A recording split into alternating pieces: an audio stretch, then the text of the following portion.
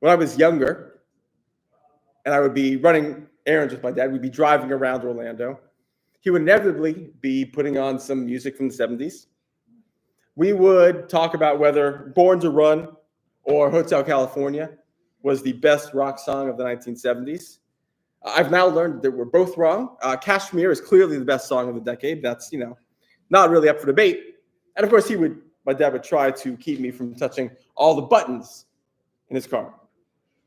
One song that was, for whatever reason, in heavy rotation was a song called Signs by a Canadian rock band called Five Man Electrical Band. I actually had to look up the name of the band as I was preparing for this. I'm not sure you know any of the other songs they've ever written. I certainly didn't, but you might know the chorus, which is sign, sign, everywhere a sign, blocking out the scenery, breaking my mind. Do this, don't do that. Can't you read the sign? See, Ben knows it. Maybe only Ben. It is, as you might suspect, an anti-authority song from a time, it's from 1970, a time when Western governments of the United States and Canada, presumably, were viewed with pretty significant mistrust. Rules and norms were consistently being broken and reinvented, which is, of course, something that happens regularly in healthy societies. So this week, we will read Parashat Mishpatim, which sometimes Mishpatim is translated as rules or perhaps regulations or ordinances or laws. In many ways, this week's Parashat is the moment where we switch from the Torah as narrative, the story from creation through the Ten Commandments, to the Torah as code of laws, which lasts basically until Simchat Torah, give or take. Regardless, these passages recount some of what the Israelites were required to follow in order to worship Adonai. In Pirkei Avot, we read, on three things the world stands, on the Torah, on prayer, on acts of loving kindness. It is clear that, given so much of the Tanakh is taken up with these laws, this is important to us as Jews. The rabbis over the ensuing millennia, it's been a long time, have understood that our legal system, the code of halakha, is simultaneously the basis of our religion and not immutable. We can change law. Otherwise, of course, the Talmud would be very short.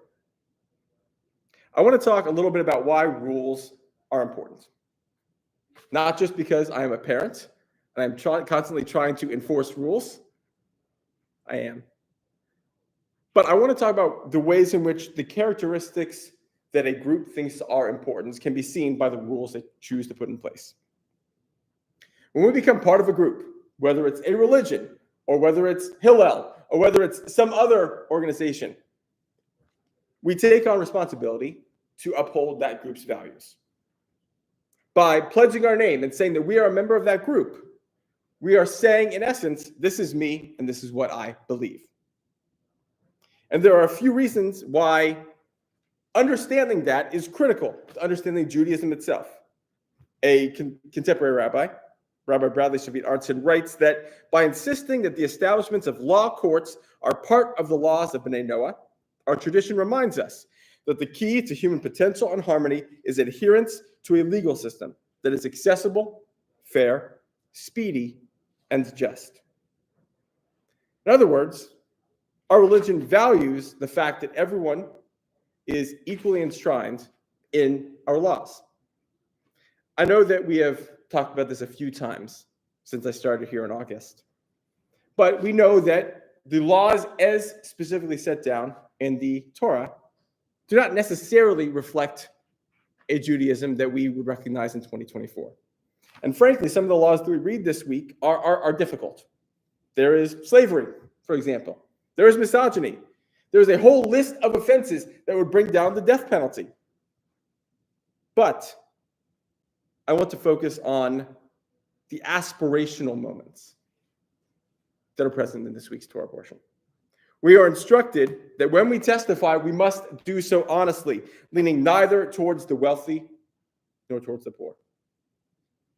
We, having just come out of Egypt, we were strangers in a strange land. We are commanded to treat strangers fairly. And if the property of our enemy is mislaid on the road, we are commanded specifically to return it to its rightful owner, regardless of what dispute exists between us. So what should we learn from this contrast? Am I just cherry picking from the Torah portion, looking for something good onto which I can hang 750 words of writing? And to some extent, yeah, that's what I'm doing. But there's a reason for it. The Torah is not always meant to be read literally. So I feel no compunction in saying we don't need to read all of these verses literally either. It's okay to understand that the important thing is these aspirational goals that are present.